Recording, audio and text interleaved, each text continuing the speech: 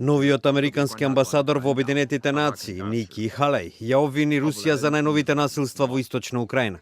При тоа таа предупреди дека американските санкции против Русија, кои се поврзани со Украина, нема да бидат укинати се додека Москва не го врати Крим на Украина. Изразувајќи жалење што на незиното прво појавување во Советот за безбедност на Обединетите нации мора да изрази осуда, поради како што рече агресивните акции на Русија, Халеј додаде. We do want to better our relations with Russia. However, the dire situation in eastern Ukraine is one that demands clear and strong condemnation of Russian actions.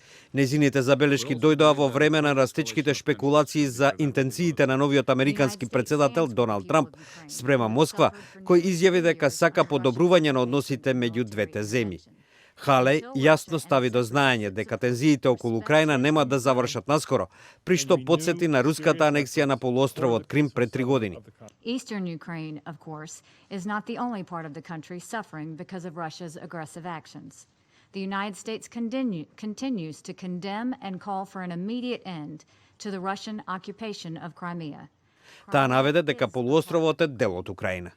Рускиот амбасадор во Обединетите нации Витали Чуркин ги отфрли критиките од Халеј и ги повтори оценките на рускиот председател Владимир Путин, кој пред тоа за време на посетата на Будимпешта рече дека на Киев му требаат пари, што може да ги излече од Европската унија и Соединетите држави, представувајќи се како жртва на агресија.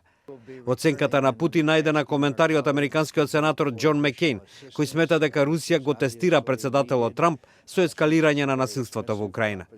Нападите почнаа денот како Путин зборуваше со вас по телефон и се јасен знак дека ве тестира како врховен командант, наведува Маккейн во писмото до Трамп.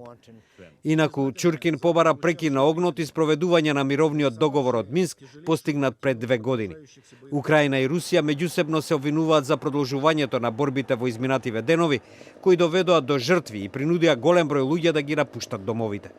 Украинската војска и сепаратистите, поддржани од Русија, се борат во близина на индустријскиот град Авдиивка, кој е под контрола на украинската влада.